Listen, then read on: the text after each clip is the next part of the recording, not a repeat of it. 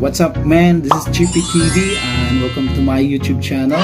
For today's video guys ay pag-usapan natin kung ano ba ang mga dapat mong gawin para makuha mo ang inyong 4K watch hours.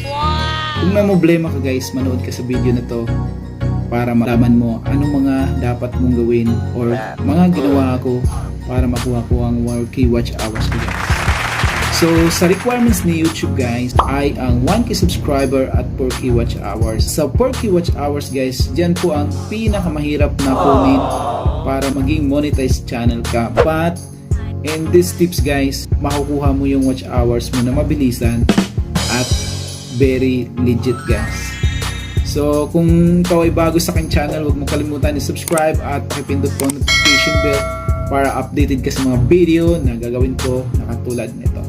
So guys, huwag natin patagalin guys. Simulan na natin yung mga tatlong tips na ibibigay ko sa inyo guys para sa mabilisang pagkuha ng 4K watch hours guys.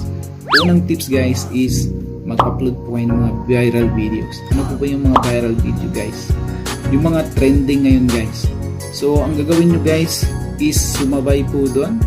Kahit konti pa lang subscriber mo guys, kung yung video mo ay nagkaroon ng 1 million views, 100,000 views, kahit 50,000 views, basta madaming views guys, ay magkakaroon ka ng watch hours guys.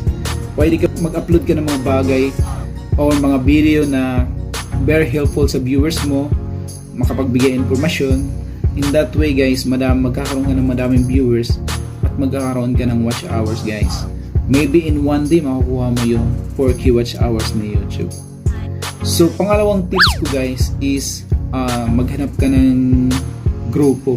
Ayan, maghanap ka ng grupo na nagtutulungan para makuha yung watch hours mo. So ang ginawa ko guys ay nag-research po ako ng mga grupo sa Facebook, sa Twitter, sa Instagram, kung saan may mga grupo guys, small YouTuber group guys na nagtutulungan sila o yung tinatawag na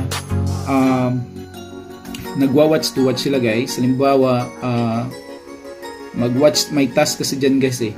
Bawa, mag-watch ka sa kanyang video ng 5 minutes at ikaw naman po ay mag-watch din sa kanyang video ng 5 minutes.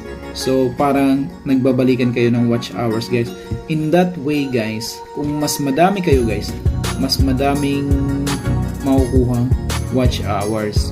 So, may mga technique po dyan guys para mapagbilis yung mga pagkuha ng watch hours. So, ang gagawin mo lang dun guys is pumasok ka dun, maki-join dun para makuha mo ng mabilis ng watch hours mo. Or, ang gagawin mo guys is magtayo ka ng sarili mong grupo mismo ng small YouTuber. Manghikayat ka ng mga small YouTuber na mag-join sa'yo para magkaroon kayo ng watch to watch. Kumbaga, panoorin mo yung video niya, panoorin mo rin yung video niya para mapabilis lang yung watch hours mo. At pwede mo rin yung i-promote ang video mo guys sa Facebook.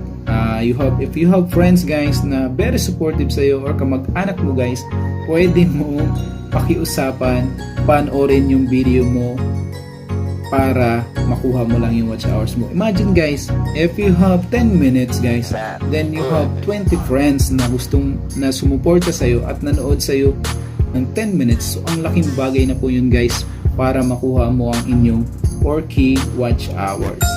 So, pangatlong tips guys, dito guys. Dito ko po nakuha ang aking 4K watch hours. So, ano ba yun guys?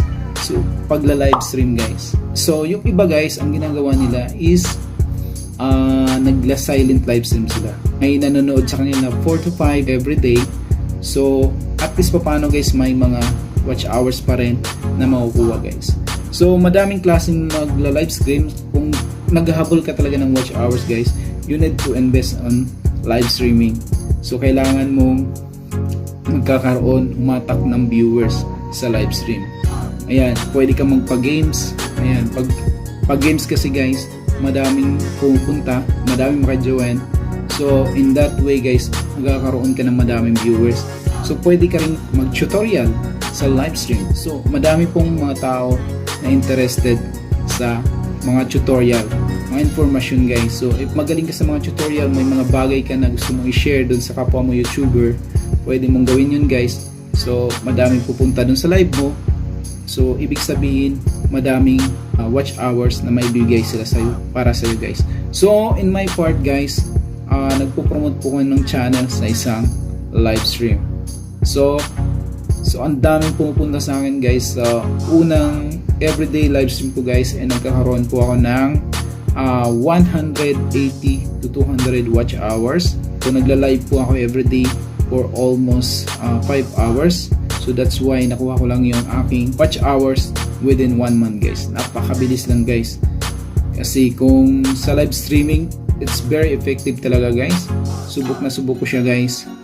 At talagang legit na legit yung watch hours na makukuha mo. At hindi ka kabahan na pag-apply mo, baka ma-deny yung application mo kasi nawala yung watch hours mo. So sana nakatulong po ito sa mga bagong silang dito sa YouTube. Ito po yung mga practical tips guys na pwede nyong gawin kahit saan man. Kahit wala kayong mga grupo na sinasalihan, sa pag live streaming, pwede mo makuha ang 4K watch hours mo ng mabilisan. So yan lang po ang aking tips na may bigay sa inyo guys. So maraming salamat po, at please don't forget to subscribe my channel guys para madami pa kayong makitang tips and tutorial na gagawin ko pa. So maraming salamat. This is JP TV and God bless you guys.